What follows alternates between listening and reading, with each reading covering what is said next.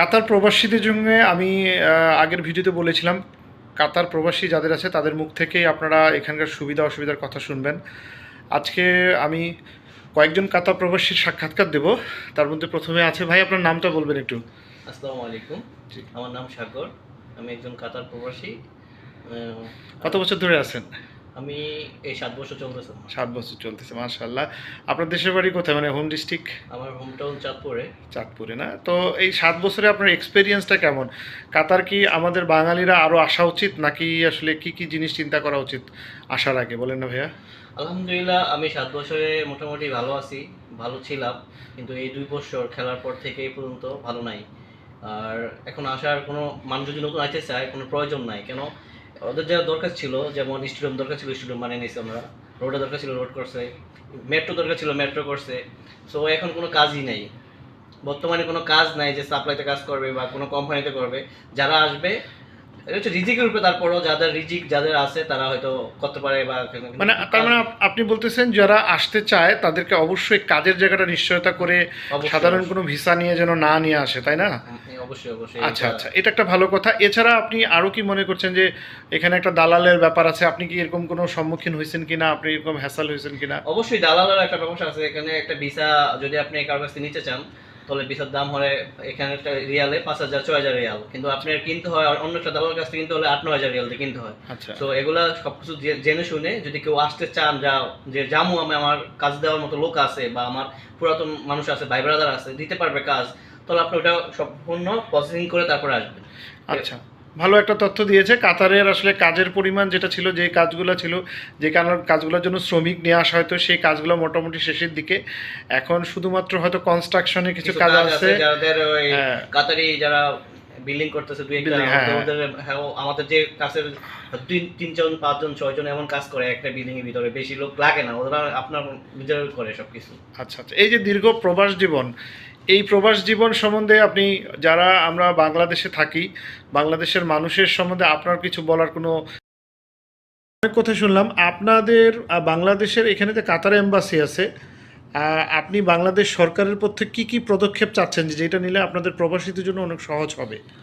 আমরা চাচ্ছি যে আমাদের বাংলাদেশে যে প্রবাসী কাতারে থাকে, আমরা চাচ্ছি যে যে বর্তমানে যে পরিস্থিতি, এখন কোনো ভিসা প্রসেসিং করা মানে ঠিক না। যদি প্রসেসিং করে মানুষগুলো এসে হয়রানি হইতেছে। যেমন এমনও মানুষ আছে, যে আমার রুমমেট 3জন লোক আসছে, 6 মাস হয়ে গেছে অলরেডি, কোনো কাজ পায় না, কোনো কিছু পায় না, কান্না করতেছে রুমে থেকে, বাসা থেকে দেশে থেকে টাকা আনে, 1 দিন 2 দিন কয়দিন আনতে পারবে? 1 মাসের টাইম না দিল একটা মানুষ নিম্নে পরিমাণ 700-800 রিয়াল লাগে থাকতে এখানে। তো আপনি 1 মাসের টাইম না দিলেন, 2 মাসের টাইম না দিলেন, 3 মাসের সময় দেওয়া যাবে, 6 মাস হয়েছে ওনারা আসছে।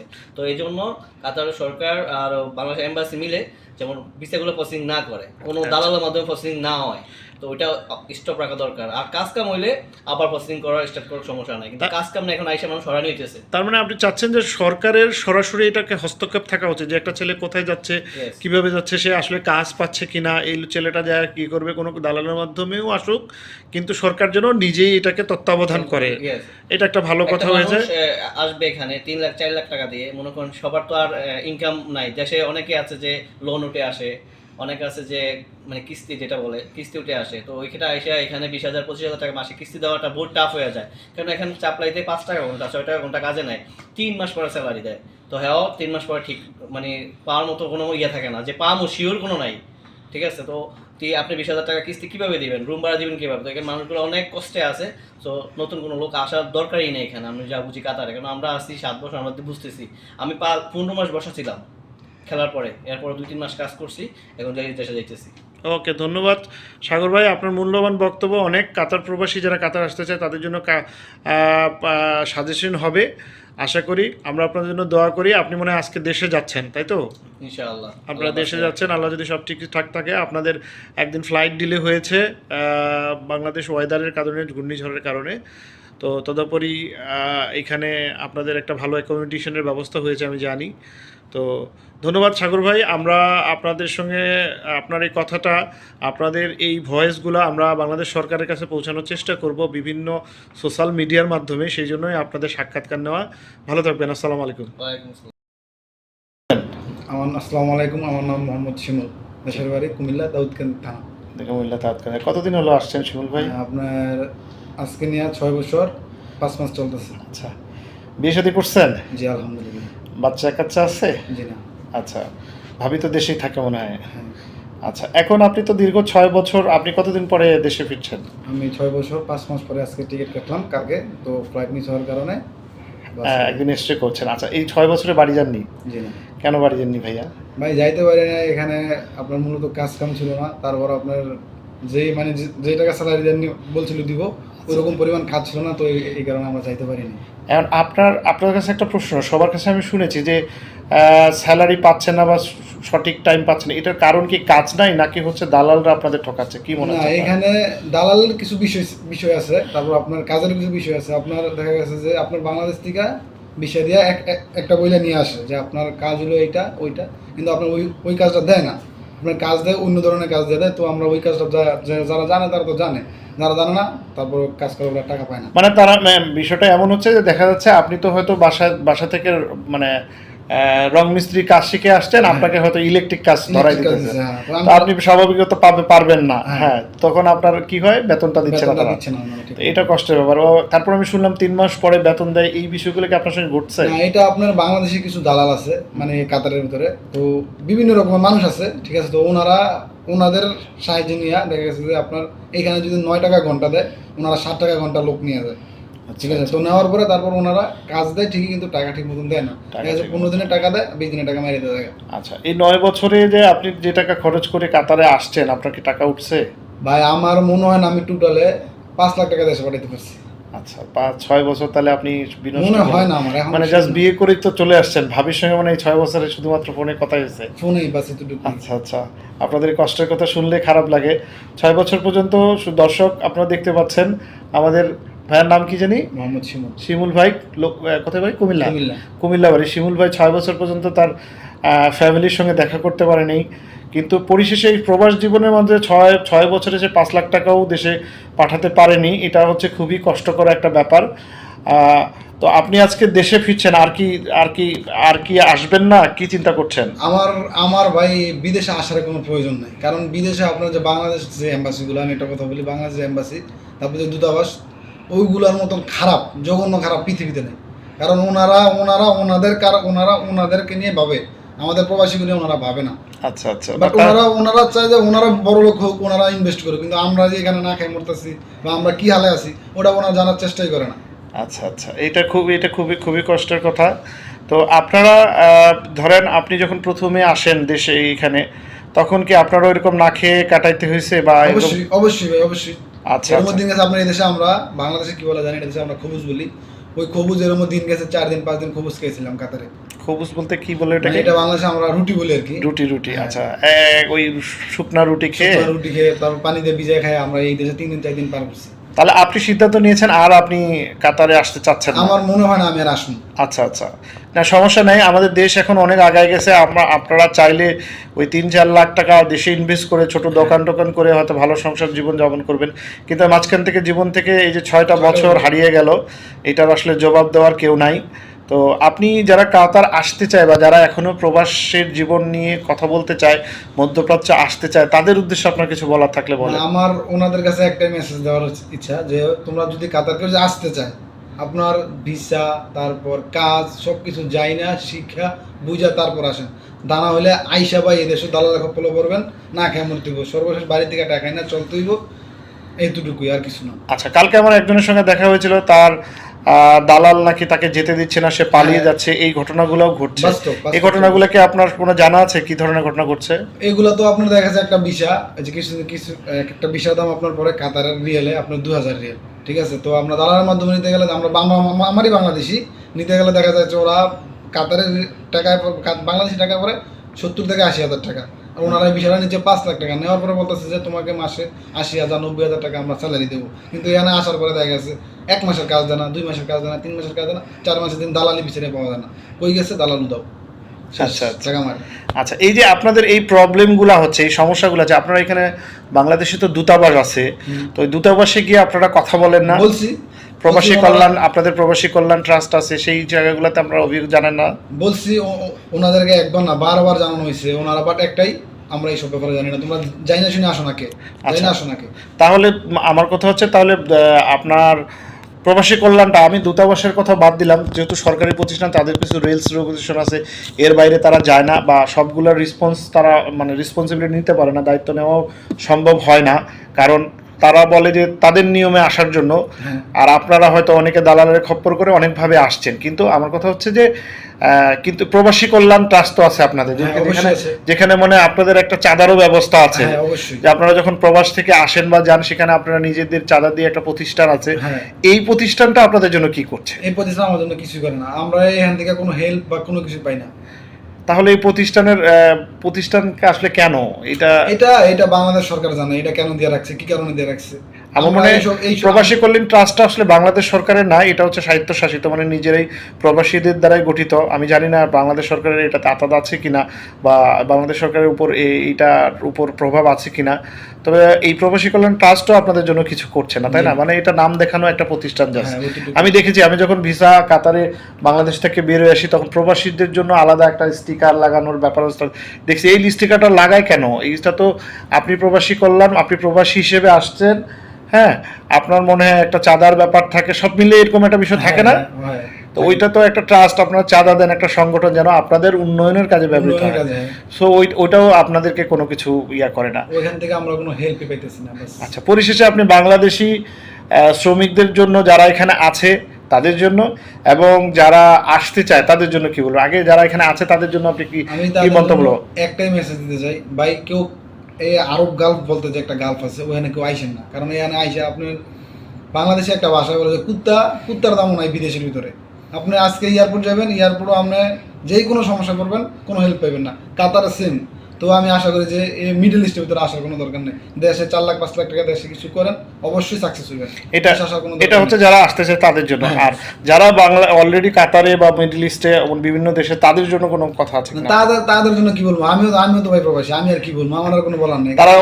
তারা অলরেডি জানে যে কি অবস্থার মধ্যে আছে। আমার মতন এখন তাদের মানে আমি বলছি তাদের জন্য কি আছে, তারা কি চলে যাবে দেশে নাকি এখানে থাকবে? সবাই তো আর টাকা কামাইতে পারে না, তো আমার মতন যারা আছে আমি মনে করি দেশে গিয়া কিছু একটা করা অবশ্যই যেখানে কষ্ট জীবনযাপন না করে দেশে গিয়ে আপনার বাবা মা আছে, ভাই বোন আছে, আপনি 2-1 লাখ টাকা জোগাড় করে একবার কষ্ট হয়েছে আপনার দোকান যে কোনো কিছু একটা করা উচিত, তাই না? মানে আপনি হয়তো দিনমজুর দিলেও হয়তো দেশে ভালো থাকবেন। আলহামদুলিল্লাহ। কারণ হচ্ছে এখানে তো এক প্রকার আমি যতটুকু দেখেছি ম্যাক্সিমাম লোকে তো দিনমজুর টাইপেরই কাজ করে। কেউ রঙের কাজ করছে, কেউ ইট টানছে, কেউ হচ্ছে হোটেলের মেসিয়ার, আমি দেখছি। সো আপনার সাজেশন হচ্ছে যে এর থেকে আপনি দেশেই করেন, হয়তো এটা আপনারা ভালো থাকবেন ফ্যামিলি নিয়ে। তো ধন্যবাদ ভাইকে।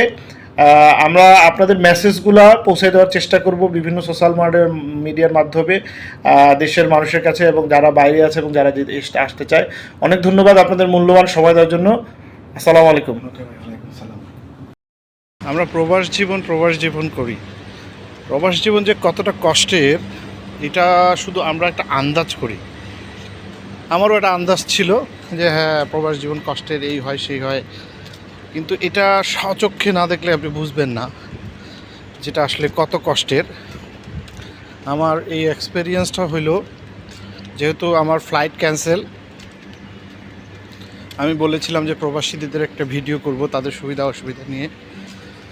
তো আমি তো এতদিন এর আগে যে ইন্টারভিউগুলো নিছি সেটা হচ্ছে আপনার হোটেলে বসে বসে নিছি, কিন্তু আসলে কালকে আমার থাকার জায়গা ছিল না। আমি হোটেলে উঠতে পারতাম, আমার একটু টাকাও শর্ট ছিল। এর মাঝে একজন অফার করলো, রাজশাহীর একটা ছেলে, যে ভাই চলেন, আমার এখানে একটু সিট আছে, যদি আপনার কষ্ট না হয় আপনি আমার এখানে থাকেন। তো এর আগে আমার অনেকজনের সঙ্গে কথা হয়েছে, অনেকজনের সঙ্গে দেখা হয়েছে, অনেকে কিন্তু এই অফার দেয়নি। কারণ আমি যেটা বুঝলাম তাদের নিজেরই থাকার অবস্থার খুব করুন। তো আমার মনে হলো যে না, এক্সপেরিয়েন্সটাও নেওয়া উচিত। তো কালকে রাতে আমি এয়ারপোর্ট থেকে আমরা যখন 12টা বাজে আমরা যখন আসলাম, আপনি বিশ্বাস করেন আমি ওদের রুমে ঢোকার পরেই আমার কলিজাটা উড়াই গেছে। এত সংকীর্ণ একটা জায়গায় থাকে, এত রুমে, একটা বিশাল রুম বলে ছোট্ট একটা রুমে প্রায় 14-15 জন, যে 1তলা 2তলা 3তলা সিট থাকে সেটাতে করে থাকে তারা। এখানে এই যে আমি আরেকটা জিনিস দেখাই, এখানে এই এই এই বিল্ডিংটাতেই থাকবে এবং এই যে ওনারা দাঁড়ায় আছে সবাই সকালবেলা কাজের জন্য। এটা একটা জায়গা যেখানে কাজের জন্য দাঁড়ায়, অনেকে আসবে। এই যে বসে আছে,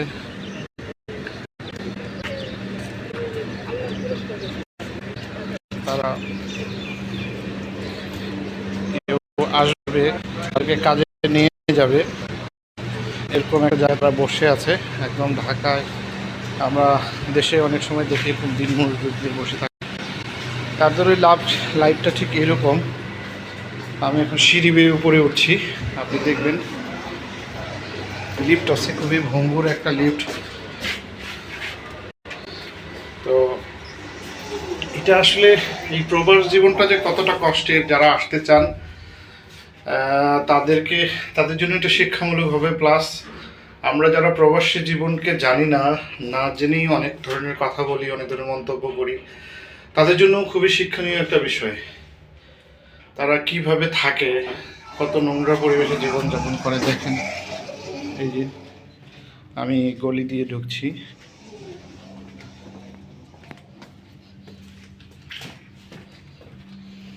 এটা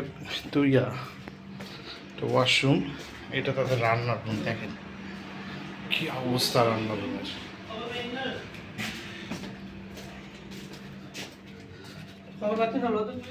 এই যে আমি গলি দিয়ে ঢুকছি, সব পাশে কাপড় চোপড়, এই যে তাদের জুতা রাখার জায়গা দেখেন কি অবস্থা। আমি তো বাথরুমটা একটু দেখাই, খুবই নোংরা, কতদিন থেকে যে ধয়নি, কিছু করার নেই। এত বৈরবী পরিবেশে তারা জীবনযাপন করছে। এবার রুমের মধ্যে দিন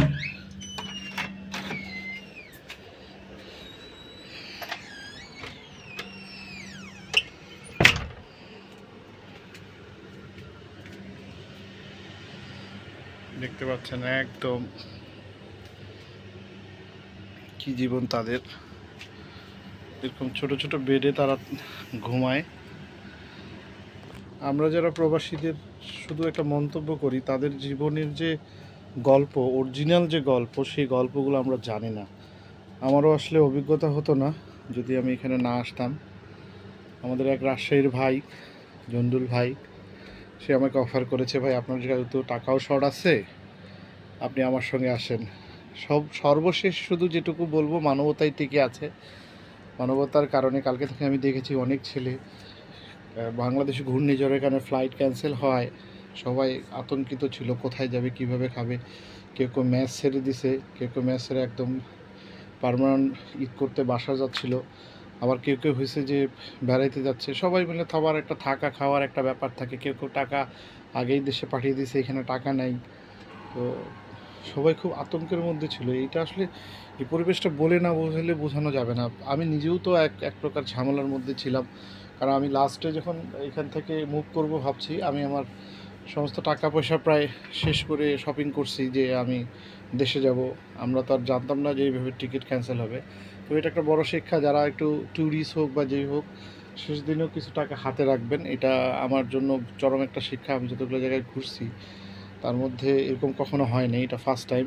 সো আমার জন্য এটা শিক্ষা, আর আপনারা যারা আমার এই ভিডিও দেখছেন তাদের জন্য এই শিক্ষা। আমি পরবর্তীতে জনুল ভাই ঘুমাচ্ছে, ঘুম থেকে উঠলে তার একটা ছোট্ট সাক্ষাৎকার নেব। ততক্ষণ পর্যন্ত সাথে থাকুন।